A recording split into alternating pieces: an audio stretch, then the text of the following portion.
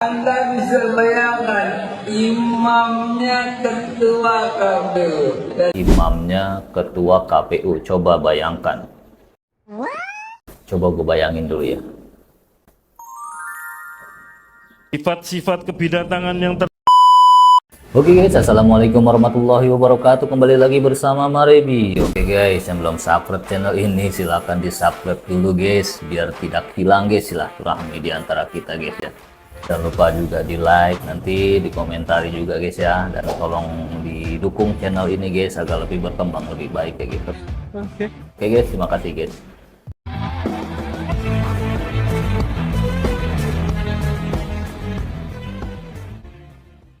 Oke, langsung saja kita tonton videonya guys ya, tentang pembahasan kali ini guys.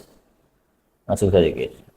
Saya dari Putaran Menteng, kalau pulang kemana-mana takut terlambat, akhirnya melakukan di sini dan ternyata imamnya ketua KPU.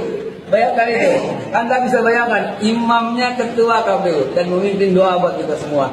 Bayangkan itu, Anda bisa bayangkan imamnya ketua KPU dan bayangkan itu. Anda bisa bayangkan imamnya ketua KPU dan Imamnya ketua KPU, coba bayangkan. Coba gue bayangin dulu ya.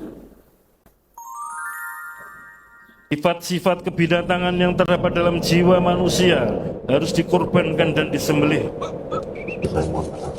Sangat banyak sifat kebinatangan yang terdapat dalam diri manusia. Apa? Sifat seperti mementingkan diri sendiri, sifat sombong, Rocky Gerung, saya tantang kau berdebat hukum ya. sifat yang menganggap bahwa hanya dirinya dan golongannya lah yang selalu benar, bagi berani pengetahuannya tingkat internasional, serta sifat yang memperlakukan sesamanya atau selain golongannya sebagai mangsa atau musuh. Sifat kebinatangan yang selalu curiga, KPU juga betul-betul netral. menyebarkan informasi yang tidak benar, Semua harus netral, tidak memihak. rakus, tamak, Ya kalau hidup-hidup sedikit boleh lah. dan ambisi yang tidak terkendalikan, Silahkan ditanyakan ke Mahkamah Konstitusi. tidak mempan diberi nasihat, Presiden boleh memihak. Meskipun kebohongan itu lari secepat kilat, tapi waktu kebenaran itu akan mengalahkannya. melakukan di sini dan ternyata imamnya Wah, bahaya ini guys. Kok jadi begini bayangannya ya. Wah, bisa kacau ini guys kalau begini guys. Ini sungguh luar biasa ini guys. Tak ada dalam ekspektasi, tidak dalam hayalan-hayalan. Atau mungkin hayalan gue seperti itu gitu guys. Jangan terlalu diambil hati, itu hanya bayangan-bayangan semu saja guys. Jadi kita lanjut lah video berikutnya guys ya. Dari si bapak profesor ini yang sangat canggih dalam mengeluarkan sesuatu. Saya bilang, bagaimana you menjalankan Pancasila? Para pemimpin kita itu melanggar sumpah. Ini negeri yang paling banyak melanggar sumpah adalah orang yang kita pilih. Dan saya jelaskan, kenapa Indonesia tidak maju, kenapa Singapura maju, kenapa Korea Selatan maju, Taiwan maju, Israel maju, karena ada yang mereka takuti. Taiwan takut sama Cina, daratan. Korea Selatan takut sama Korea Utara. Singapura takut karena dia adalah mayoritas orang Tionghoa di tengah lautan Melayu. Israel takut dia berada di tengah lautan Arab. Kalau dia nggak hebat, ya dikeremus. Indonesia, Tuhan pun tidak ditakuti. Ya. Jadi kalau Anda mau tanya kenapa nggak maju kita, Tuhan pun tidak ditakuti. Coba lihat orang yang masuk KPK. Semua berdari sumpah di bawah kitab suci atau berpegang pada Bible. Sudah itu dia langgar, nah dia tidak takut sama Tuhan. Satu bangsa yang tidak ada yang ditakuti tidak akan maju. Itu kira-kira. Assalamualaikum. Oke, orang Indonesia tidak pernah takut sama Tuhan. Ini kalau dipikir-pikir benar juga ya. Ya, itulah yang terjadi di Indonesia ya guys ya.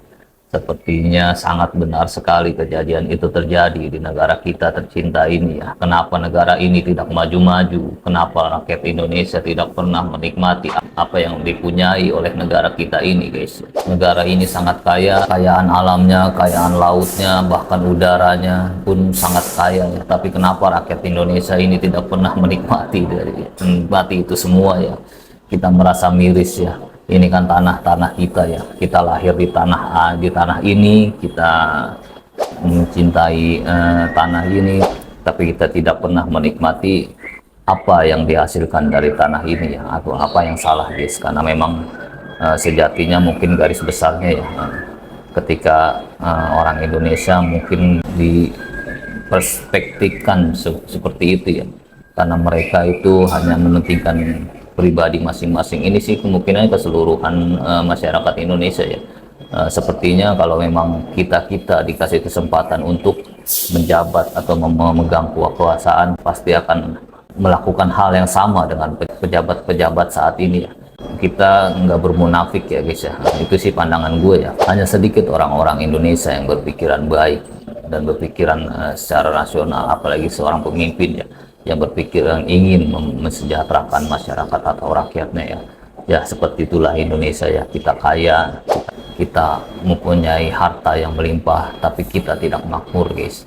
Sementara kita untuk saat ini pun mencari uang pun agak susah, penganggurannya banyak dan rakyat miskinnya juga banyak. Gue juga mengalami hal seperti itu ya, ketika uang 100.000 pun itu rasanya itu sangat besar sekali, guys ya.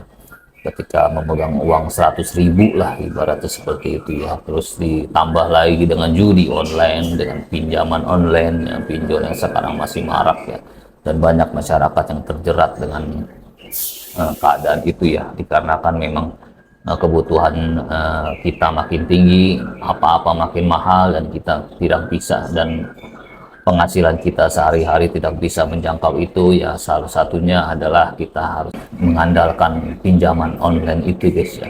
Entah berapa tahun lagi kita mengalami hal seperti ini, apakah ini akan berlalu, kapan, kita nggak tahu ya. Yang jelas kita selalu berusaha lah ibaratnya. Kalau sekarang sih ibaratnya kita mikirin diri sendiri aja susah ya, apalagi mikirin negara ya. Ya seperti itulah problem-problem atau permasalahan yang timbul di masyarakat Indonesia ini. Kita rindu ya kan, masyarakat Indonesia yang bisa menikmati kekayaan alamnya, menikmati keindahan alam, menikmati negara ini secara utuh ya. Tapi entah kapan itu terjadi. Sepertinya kita hanya menunggu keajaibannya, atau menunggu pemimpin yang bisa mewujudkan keinginan rakyat atau masyarakat Indonesia ya, agar kita semua bisa merasakan itu semua ya. Yang pastinya saat ini ya kita harus berdoalah agar Indonesia itu menjadi lebih maju, lebih bisa menghargai atau membuat makmur rakyatnya ya. Siapakah itu? Kapan itu terjadi? Entah kapan, entah sampai kapan. Dan kemungkinan hanya pemimpin yang adil dan pemimpin yang amanah dan pemimpin yang bijaksana yang bisa melakukan itu semua. Semoga kita bisa mendapatkan pemimpin itu di hari nanti, di kemudian hari nanti ya. Untuk sekarang ya kita biarkanlah para pemimpin itu berkuasa. Kita cukup pasrah aja untuk kondisi sekarang ya. Satu hal lagi yang perlu diingat untuk kehidupan ini ya. Yang jelas kita di sini, di dunia ini hanya sementara ya. Kita tinggal di Indonesia, menjadi warga Indonesia itu hanya sementara ya. Yang jelas kita akan selama-lamanya hidup di akhirat nanti ya. Sejatinya atau bijaknya lah. Jadi harus kita persiapkan kehidupan kita kelak nanti di akhirat ya. Oke guys, seperti itu aja guys videonya guys. Assalamualaikum warahmatullahi wabarakatuh.